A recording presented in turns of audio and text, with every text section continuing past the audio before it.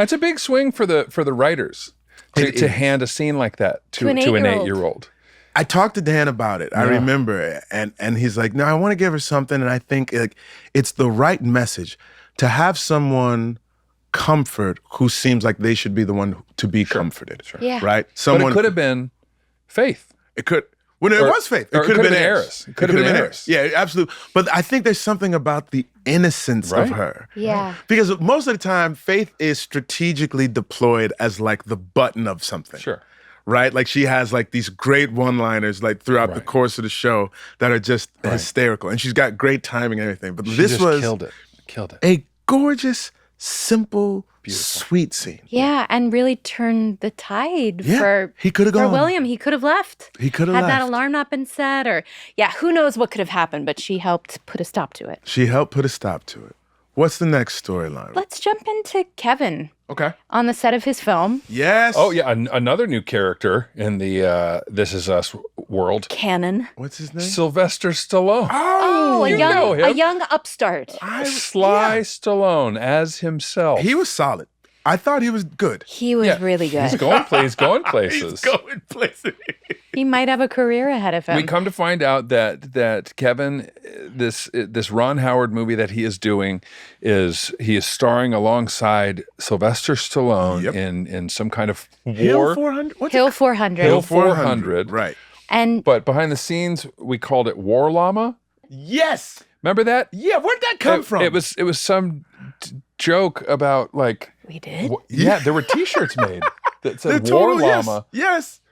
It was a joke. Wow. But yeah, Hill 400 was the name of the movie. Yeah. And we come to find out that Kevin is shooting this movie with Sly and Ron Howard, and that Sylvester Stallone was Jack's favorite actor. Yeah. Now that's also a little nod to the fact that Milo Ventimiglia played Rocky's son. Yes. You know what I'm saying? So they're, close in that kind of way. And Sylvester Stallone is obviously a legend. Yeah. But he is also incredible. Like as I think we hear with most not actors, not famous people, but movie stars. Sure.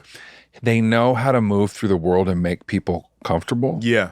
And the good ones. The good ones. Yeah. And because they know people are taken with them. Like, because we have so much history invested in their stories. Yeah. And I remember being in the makeup trailer because I came just to visit. I wasn't. Yeah. I want to see. Just as a fan. I was like, I got to see this. First of all, there's going to be explosions and this, that, and the other thing. And I was like, and also I want to watch Chrissy and Sly do these scenes.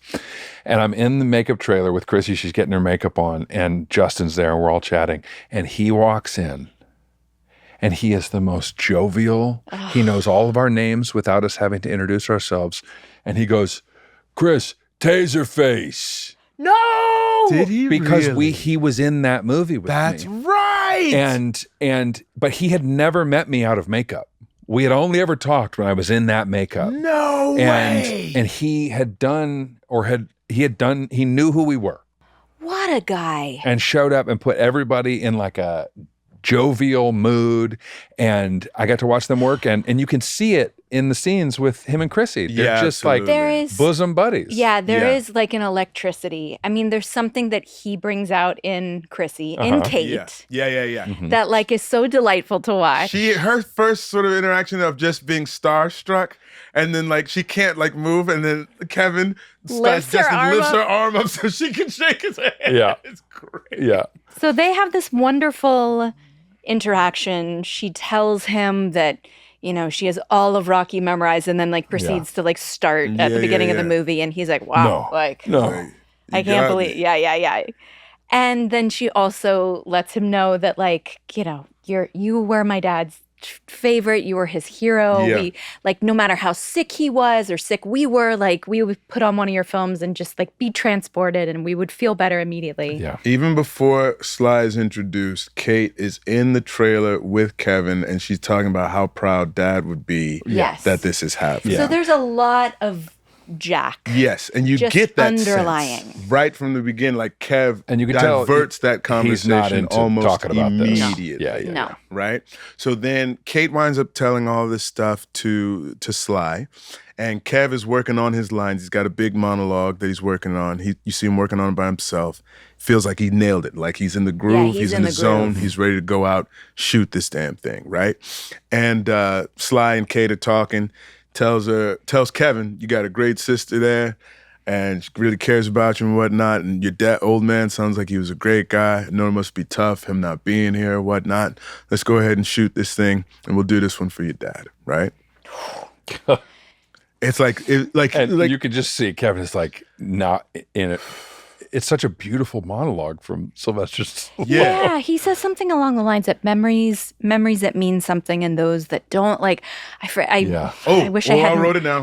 Okay. I was like, I wrote down like a truncated version no of it. Big that ones doesn't. and In my experience, Kevin, there's no such thing as a long time ago. There's only memories that mean something and memories that don't. There we go. Yeah.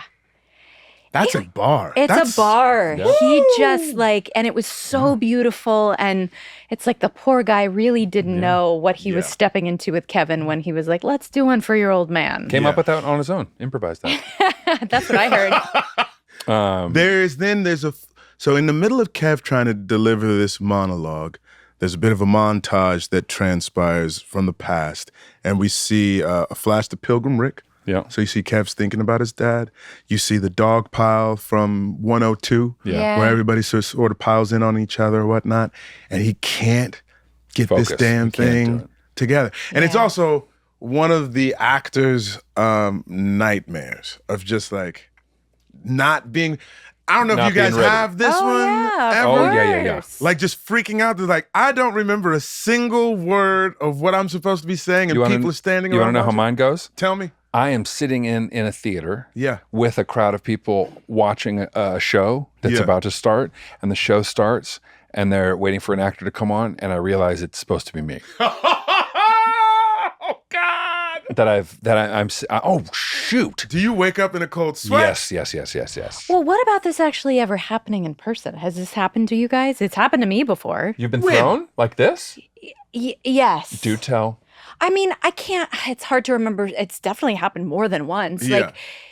And maybe you find a way to get it back together, but there's definitely like a time where you're just walking confidently into something like, I know how it's going to go, and you have a certain expectation, and then for whatever reason, some element throws you off and you just can't recalibrate and find your way back to the beginning of the thread. You don't know your words. And it's just like everything starts to unravel. Like I definitely could relate to Kevin in this moment. Like I've been, I mean, I'm sure that for sure happened over the course of 6 seasons on this show. It's like there's so much Mandy Moore expectation we have of ourselves, and you know, as actors, we're asked to bring so much of our own lives to characters, to experiences, imbuing, you know, our own colors to whatever work that we're supposed to be doing. And you know, for someone like Kevin, we're starting to understand, like, he is so locked up about his dad. This is something that he and we find out later in the episode, Kate's like, you just don't ever talk about it. Like you have to talk about it some way, because otherwise it's going to manifest itself like this.